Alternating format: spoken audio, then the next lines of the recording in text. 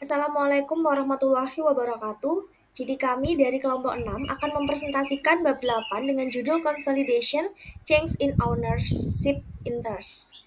Sebelum lanjut pada materi, kami akan memperkenalkan diri terlebih dahulu. Yang pertama, saya sendiri Imelda Vaganza dengan NPM akhir 020 dan rekan saya Ratu Marsha NPM akhir 008, Niko Christian NPM akhir 013, Eka Bella NPM akhir 021 dan juga Tegar Vardasta NPM akhir 042. Materi pertama yang akan saya jelaskan yaitu mengenai pendapatan praakuisisi. Jadi sebelum itu kita harus mengetahui apa itu pendapatan praakuisisi. Jadi pendapatan praakuisisi itu merupakan pendapatan yang diperoleh oleh anak perusahaan sebelum tanggal akuisisi oleh induk perusahaan. Nah, misalnya Pop Corporation itu membeli 90% saham dari Sun Company. Nah, pada 1 April 2016, maka pendapatan Sun dari 1 Januari sampai 31 Maret 2016 itu disebut sebagai pendapatan praakuisisi. Jadi pendapatan ini itu tidak dicatat sebagai pendapatan induk saat terjadinya konsolidasi. Selanjutnya ada contoh kasus, jadi contohnya itu ada pendapatan Sun di 1 Januari sampai 31 Maret, tadi kan 25.000 ini ceritanya. Nah, terus penjualannya itu dari 50.000 dikurangi dengan biaya, maka mendapatkan 25.000 itu tadi. Kemudian ekuitas Sun itu 1 April sebesar 475.000. Untuk mencari nilai bukunya, ekuitas tadi dikalikan dengan kepemilikannya yaitu sebesar 90%, sehingga mendapatkan harga pembelian saham Sun sebesar 427.500. Kemudian dapat dijurnal sebagai berikut yaitu investment in Sun pada income from Sun sebesar 67.500. Dan hal itu akan menyebabkan peningkatan pendapatan investasi, maka pengaruhnya pada laba bersih konsolidasi akan muncul perhitungan sebagai berikut. Sales itu sebesar 150.000, kemudian expense sebesar 75.000 mengurangi, kemudian adanya NCI juga mengurangi dan mendapatkan efek controlling share sebesar 67.500. Setelah pendapatan praakuisisi, selanjutnya ada dividen praakuisisi. Jadi dividen praakuisisi itu merupakan dividen yang dibayarkan oleh Sun sebelum 1 April 2016, yaitu sebelum dibelinya oleh PAP. Adalah dividen praakuisisi. Nah, dalam laporan konsolidasi, dividen ini tidak dianggap sebagai pendapatan induk, tetapi mengurangi nilai investasi. Contohnya, Sun membayar dividen 50.000 sebelum akuisisi. Nah, POP dapat 45.000, yaitu sebesar 90%. Ini dicatat sebagai pengurang investasi. Selanjutnya bagaimana cara mengentry? Jadi yang pertama, POP membuat entry berikut untuk memperhitungkan dividen yang diterima setelah akuisisi. Nah, di sini cash pada investment insan sebesar 27.000. Kemudian untuk alokasi pendapatan dan dividen Sun-nya sebagai berikut, yaitu ada kolom controlling interest, non-controlling interest, dan juga pre-acquisition elimination.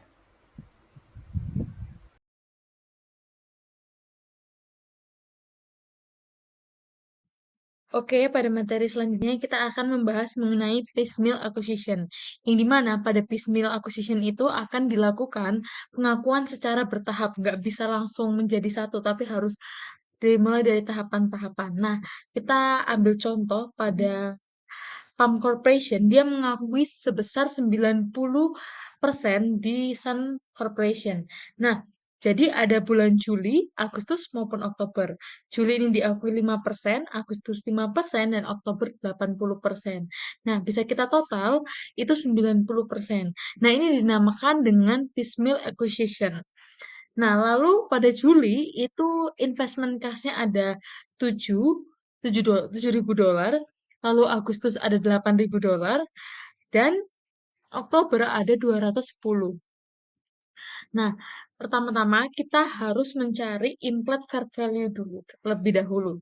Sama seperti pada bab 3. Nah, untuk mencari implied fair value sendiri, kita menggunakan yang 80%. Oh ya, kita balik lagi di yang saya bilang ada piecemeal acquisition, ada pengakuan secara bertahap. Di sini kan ada 5%, 5%-nya 2 dan 80%-nya satu. Nah, di 5% itu kita akan menggunakan cost method. Dan kalau 80% kita akan menggunakan equity method. Lalu kita kembali lagi, kita akan mencari implied fair value. Nah, implied fair value ini sama seperti pada bab 3, 210 dikalikan 80% porsi kepemilikannya, sehingga ditemukan 262.500. Lalu kita masukkan book value sebesar 220, ditemukan ekses 42.500 yang akan dialokasikan ke goodwill. Lalu kita akan mencari implied fair value yang 10%-nya. Kan karena ada pengakuannya 2 kali, yang diakui masih yang 80%, kita menghitungnya 10%-nya. Nah, tadi kan sudah ditemukan 262.500. Nah, 262.500 ini kita kalikan 10 sisa piecemeal acquisition-nya, sehingga ditemukan 26.250. Dengan investment cost-nya itu sebesar 15.000 dan gain on revolution-nya ditemukan 11.250. Investment cost-nya ini kita bisa lihat pada Juli dan Agustus itu 8.000 dan 7.000 dijumlah sehingga ditemukan 15.000. Lalu selanjutnya kita akan melakukan uh, entries jurnal. Jurnal yang pertama itu adalah melakukan eliminasi investment income. Jurnalnya adalah income from Sun pada investment in Sun sebesar 9.000. Lalu yang kedua ada eliminate reciprocal investment. Sales pada COS expense, sales sebesar 112.500 dan COX expense sebesar 82.500. Lalu ada capital stock, retained earnings, dan goodwill. Kalau capital stocknya sendiri 100 dan retain earningnya 90.000, mohon maaf, 90.000 dolar, goodwillnya 42.500, pada investment insan 236.250, dan non-controlling interest in beginning itu 26.250. Halo, jurnal yang terakhir, kita mencatat NCI share-nya. Jadi, jurnalnya NCI share pada NCI interest. NCI share-nya itu 1.000 didapatkan dari 10% dikalikan dengan 10.000. Oke, setelah kita melakukan penjurnalan pada slide sebelumnya, pada slide ini kita akan memasukkan hasil jurnal tadi ke consolidation work paper. Nah, di sini kan ada adjustment and elimination-nya. Jadi kita masukkan dari ketiga jurnal yang telah kita lakukan penjurnalan tersebut, kita masukkan pada consolidation work paper-nya. Saya ambil contoh di income statement pada sales. Ini kita masukkan sebesar 122.500 di debit, itu ada pada jurnal sebelumnya yang kita melakukan eliminasi reciprocal investment. Lalu ada income from Sun, adjustment-nya sebesar 9.000 dan expense including cost of sale dengan adjustment-nya di kredit 32.500. Lalu dilanjutkan dengan NCI share, adjustment-nya di debit 1.000 dan ada retain earning, adjustment-nya sebesar 90.000 pada debit, lalu dilanjutkan dengan investment insan, itu ada dua di kredit, yang pertama 9.000 dan 236.250. Lalu ada goodwill 42.500, sudah kita bahas juga pada sebelumnya bahwa ditemukan ekses dan dialokasikan pada goodwill. Lalu ada capital stock sebesar 100.000 pada debit, dan yang terakhir ada non-controlling interest 26.250 dan 1.000. Oke, pada slide kali ini dari pembahasan selanjutnya, sebelumnya kita akan membahas mengenai sales of interest at the beginning of the period. Nah, di sini kita langsung membahas contoh kasusnya.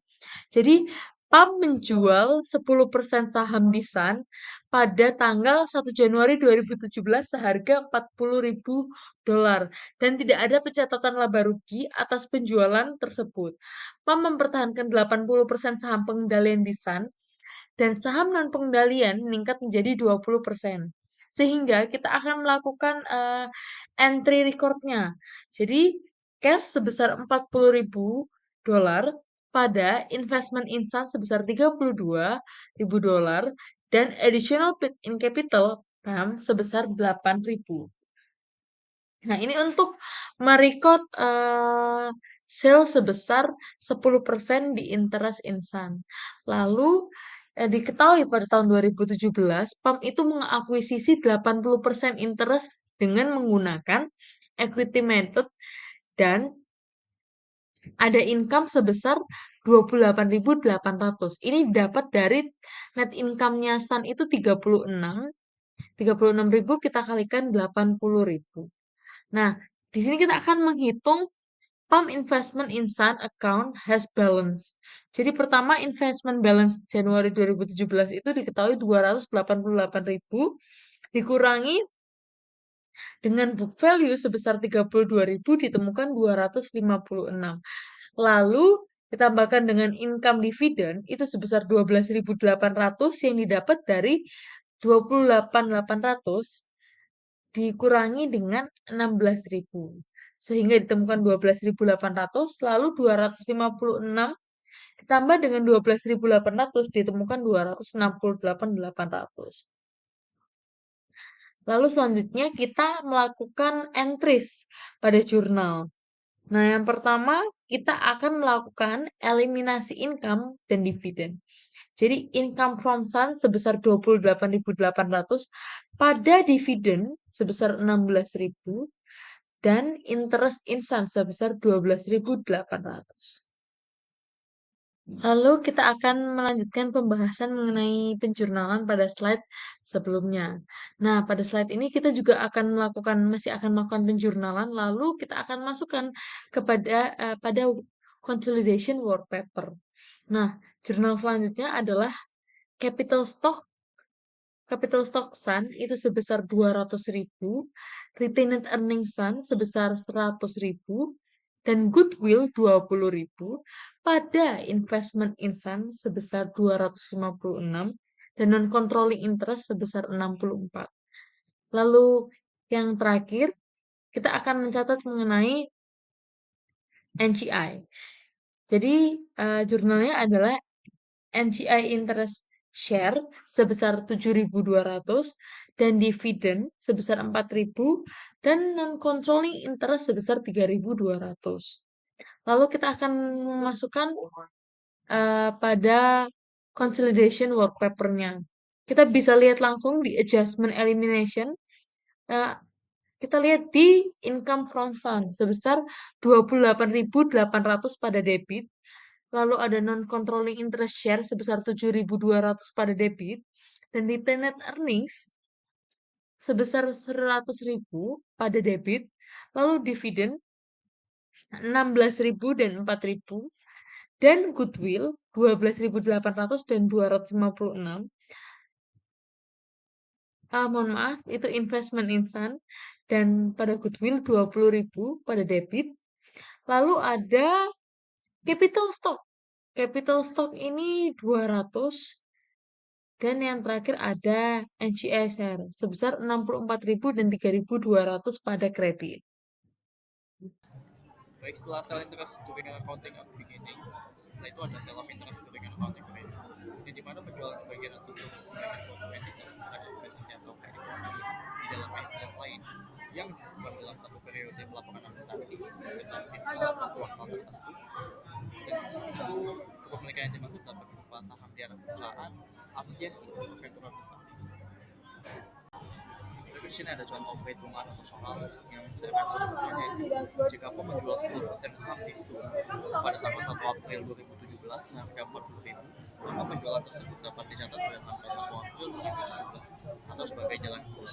Dan juga pada tanggal 1 Januari 2017 dengan asumsi bahwa PAM mencatat penjualan tersebut pada tanggal 1 Januari 2017, PAM mencatat efek ekuitas pemegang saham sebesar 8.000, sama seperti pada situasi penjualan di awal tahun, dan membuat entry konsolidasi satu baris yang sama seperti yang sudah ada sebelumnya.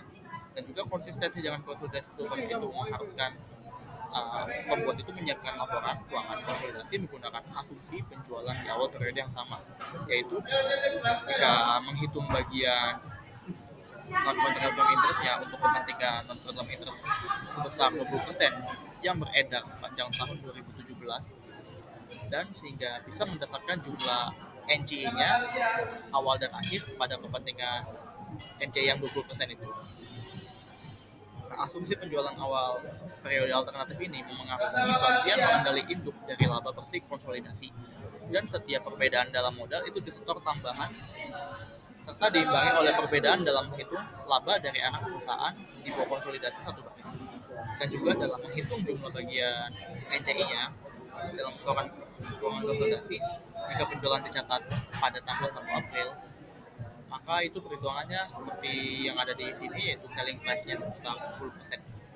Sebesar 40.000 dikurangi dengan book value dari result-nya, maka portion of investment result-nya itu sebesar hasil akhirnya itu 7.100. Oke, selanjutnya lanjut ke jurnal, yaitu Realitas.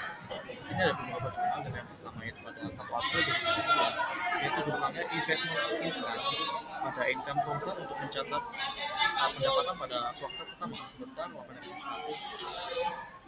Lalu yang kedua itu ada cash pada investment insight, juga pada additional paid in capital untuk mencatat penjualan sebesar 10% di perusahaan anak. Jadi untuk cashnya itu 40.000, investmentnya 32.900, additional paid in capitalnya 7.100. Dan pada Juli 1 atau Juli 2017 itu jurnal ada cash pada investment insight untuk mencatat dividen diterima, yaitu 20.000 kali 80%, maka hasilnya 16.000. Dan juga pada akhir tahun, yaitu 31 Desember 2017, jurnal adalah investment pada income Komsa untuk mencatat pendapatan pada 3 kuartal terakhir di 2017, yaitu sebesar 21.600. Baik, untuk materi yang selanjutnya ada perubahan kepentingan kepemilikan dari transaksi saham anak perusahaan. Perubahan kepemilikan induk terhadap anak perusahaan bisa terjadi bukan hanya karena induk menjual atau membeli saham, tetapi juga karena anak perusahaan menerbitkan saham baru atau membeli kembali saham sendiri atau treasury stock. Di sini terbagi menjadi 3. Yang pertama ada kepada induk. Nah, biasanya dilakukan untuk pendanaan ekspansi seperti pembangunan pabrik baru.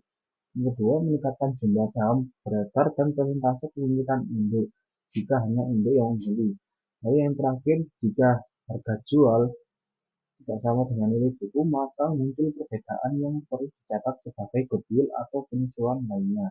Lalu yang kedua ada kepada pihak luar atau publik. Ini mengumumkan persentase kepemilikan induk jika induk tidak ikut membeli.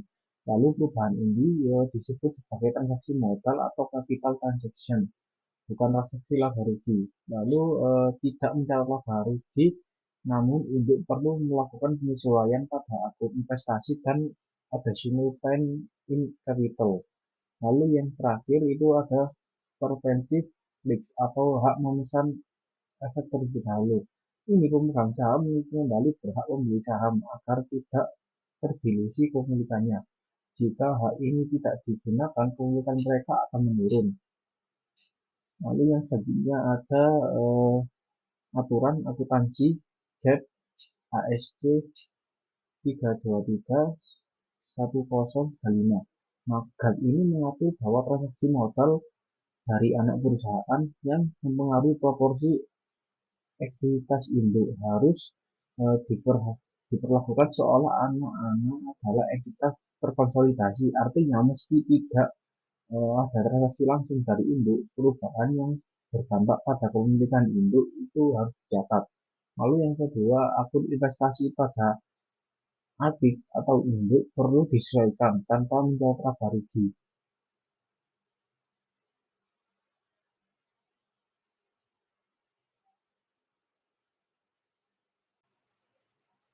Baik, untuk materi selanjutnya ada subsidiary sales share to outside entities. Nah, ini pada studi kasus Sun Corporation menjual saham baru ke pihak luar, bukan ke induk.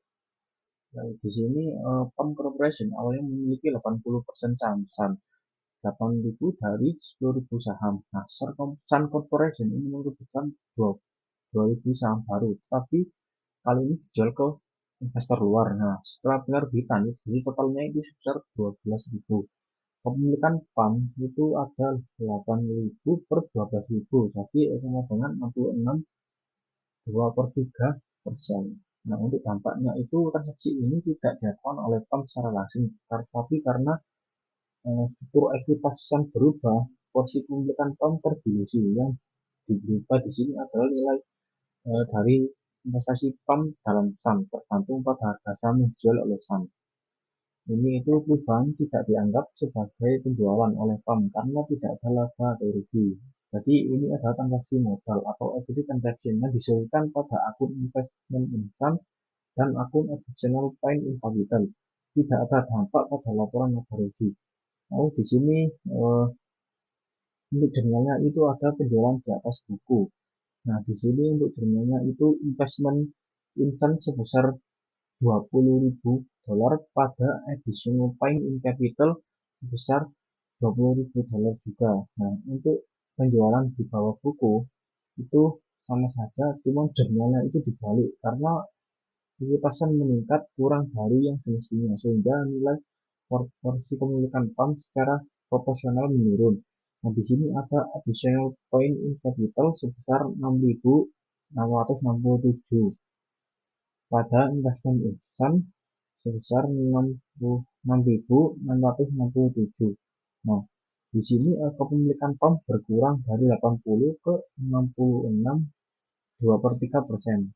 Ini terjadi dilusi. Tapi tanpa PAM menjual saham atau menerima kas, efeknya hanya non-kas dan non-operasional, tapi tetap mempengaruhi neraca. Baik, selanjutnya di sini saya akan melanjutkan dengan materi mengenai stok dividen dan stok split oleh anak perusahaan.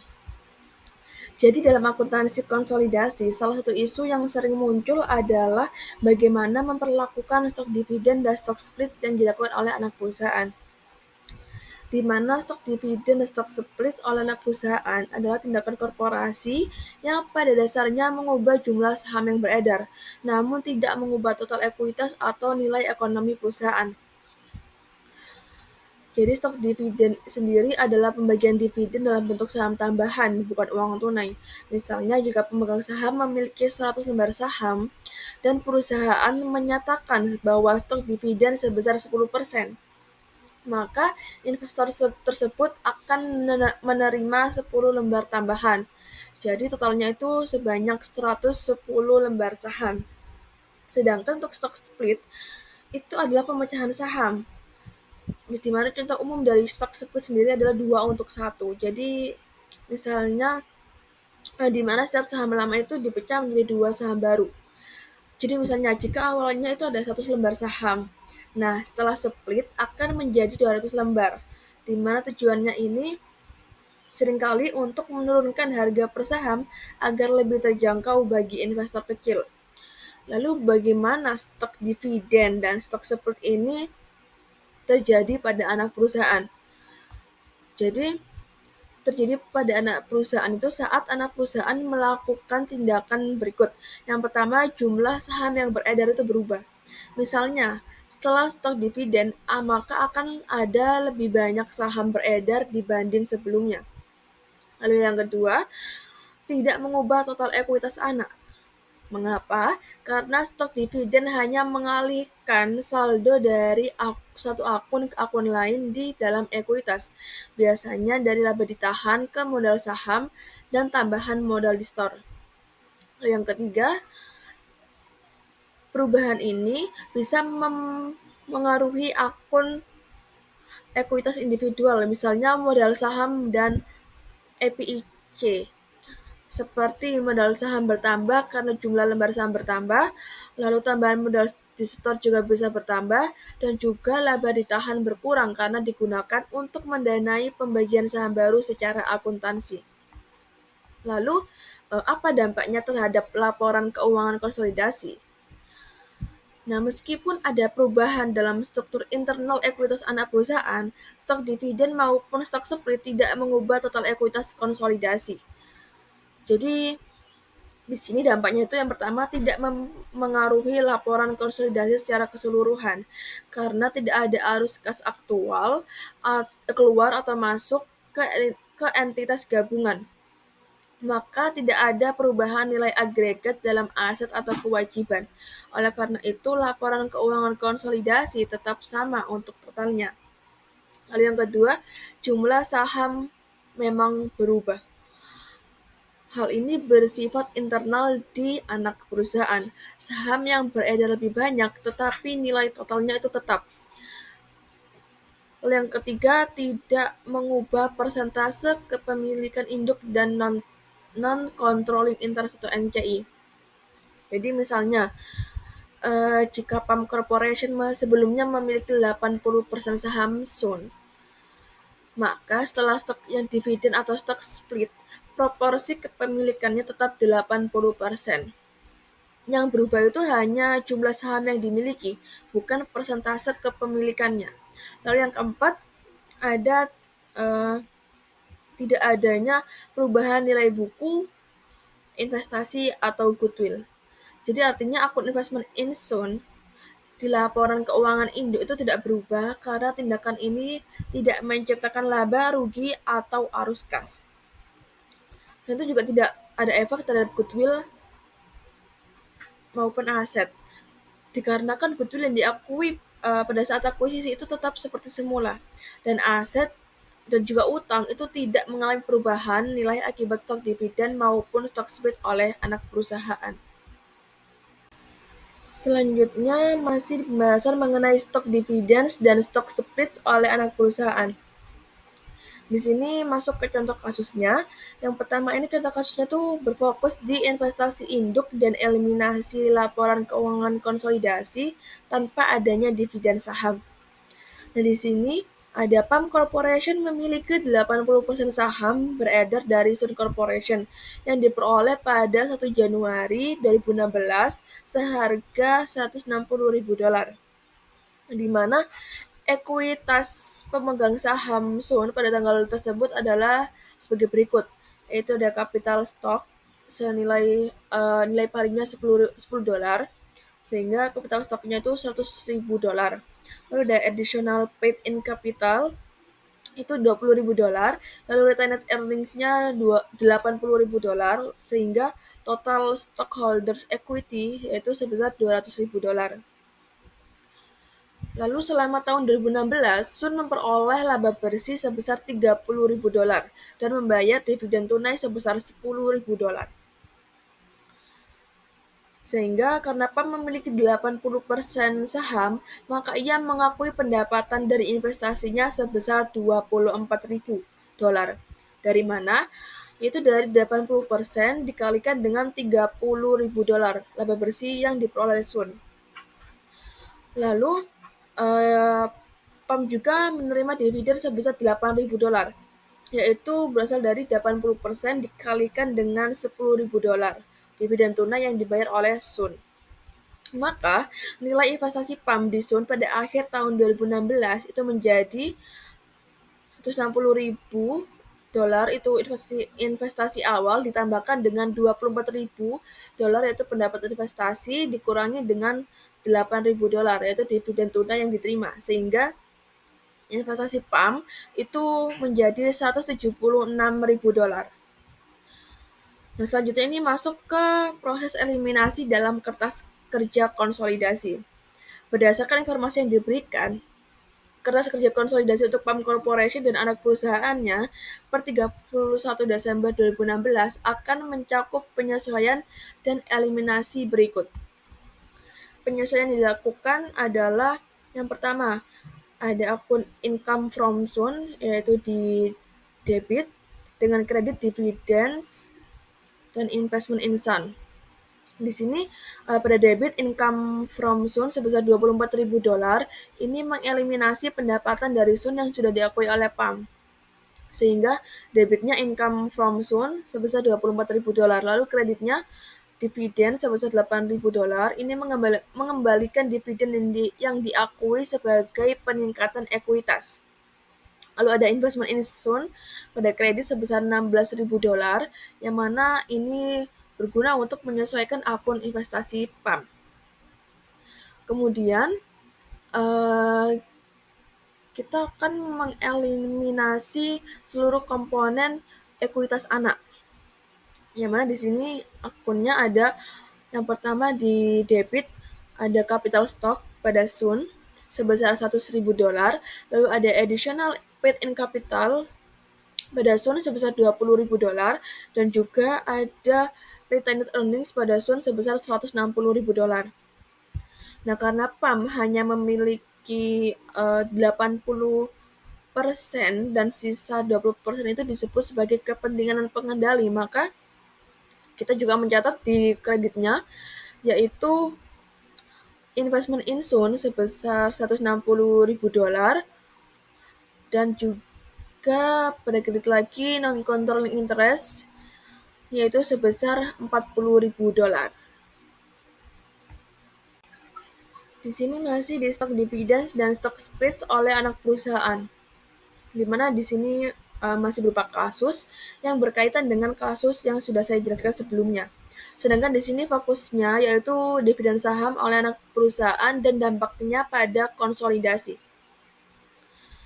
Nah, pada tanggal 31 Desember 2016, yaitu jika Sun juga menyatakan dan menerbitkan dividen sebesar 10% pada tanggal 31 Desember 2016, di mana ketika harga sahamnya adalah $40 per lembar. Maka Sun Corporation akan mencatat dividen saham tersebut sebagai berikut. Di sini ada debit yaitu stock dividend on common sebesar $40.000, ada capital stock yaitu sebesar $10.000 dan juga ada additional paid in capital sebesar $30.000. Selanjutnya, namun dalam kertas kerja konsolidasi, perubahan ini harus dicerminkan karena nilai akun modal saham dan tambahan modal store telah berubah. Awalnya modal saham adalah $100.000.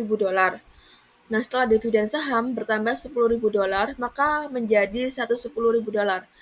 Dan untuk tambahan modal di store juga meningkat dari $20.000 menjadi $50.000. Jadi dividen saham ini tidak memengaruhi pencatatan investasi PAM di Sun, meskipun sekarang ada lebih banyak saham dan harga per lembar yang berbeda. Tetapi memengaruhi kertas kerja konsolidasi karena modal saham Sun meningkat menjadi $110.000, itu dari $100.000 ditambah dengan $110.000, dan tambahan modal di store-nya meningkat menjadi $50.000. Yaitu dari $20.000 ditambah dengan $30.000.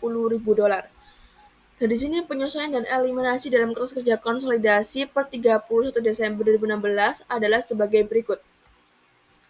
Yang pertama, ada akun income from Sun sebesar $24.000 di debit, yang mana ini mengeliminasi pendapatan dari Sun.